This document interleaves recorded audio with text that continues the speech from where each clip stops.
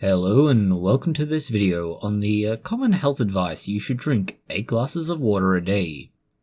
There are many health gurus, advice columns and well-meaning people who will tell you that drinking more water is better for you. They'll often say that it is recommended you should be drinking as much or if not more than 8 glasses of water a day. The problem is that almost no one can tell you why it is 8 glasses of water a day. That seems to be both a rather specific but also rather vague reference. It could be 8 glasses of this size or this size. This is why we will address the persistent myth and what is the fact that gave rise to this myth. Water is essential for life, and there's no argument that a certain amount is required for good health. In fact, there's an even smaller amount required just to be able to live. Again, a certain amount is also vague, and it will vary wildly from person to person, and this is a difficulty. Do you work under the sun with physically demanding tasks that leave you sweating, breathing hard, and exhausted at the end of the day?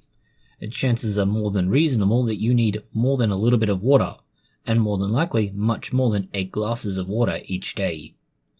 Instead, do you work in an office, have very little exhausting physical labor, and are tired but able to walk at the end of your day?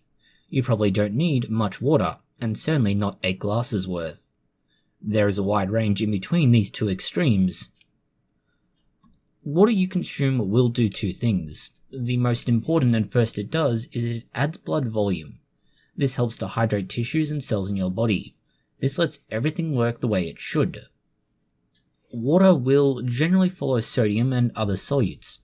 This means when you have high solute concentrations or drink a large amount of water, your body water volume rises, as does your blood pressure temporarily.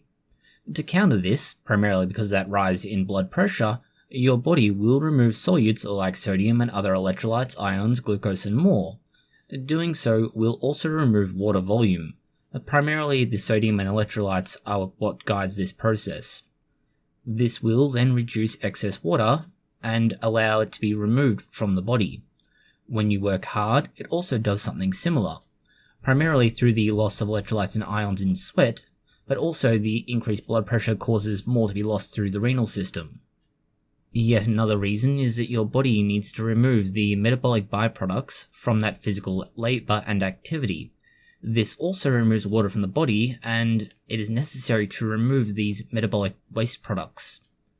This means in a situation where you lose lots of water volume, you also need to rehydrate while also adding electrolytes. This is the same sort of problem that will occur when someone is vomiting excessively. They lose ions and solutes along with water volume, and you need to give them some sort of electrolyte solution in small quantities to help them recover. For those who hydrate themselves unnecessarily, they can also create something similar. They will wash out all of these ions and solutes from their body. When the body is trying to get rid of this excess water, it uses those solutes and ions as a means of drawing it away in a process called osmosis. This removes the water, but also desirable ions and solutes the body really doesn't want to lose. The latter case is often a result of drinking too much unneeded water, or from drinking water when you aren't able to also add in the necessary electrolytes. Extreme athletes can find themselves in this situation. It's called hyperhydrosis. They consume water after having sweated excessively and therefore don't get properly hydrated, and is one reason why they are often given solutions with electrolytes in them.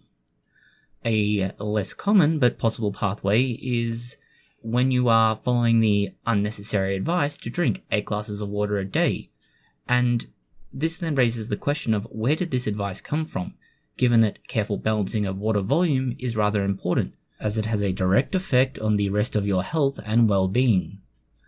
Glasses in this instance may be the thing that gives it away for us, fortunately, and it could instead refer to a cup measure.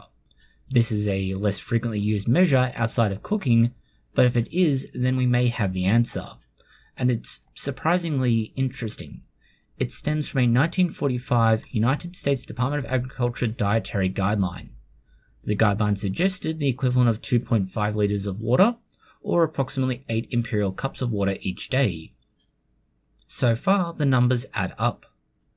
The problem is that the rest of those guidelines are very different from just consuming 8 cups of water a day. What has not been said from the ever so helpful advice of well-meaning individuals, health gurus and similar is that most of the water intake they recommended would have come from food. That is, the majority of the 2.5 litres that are in those 8 glasses of water was expected to be sourced from cooked foods and drinks.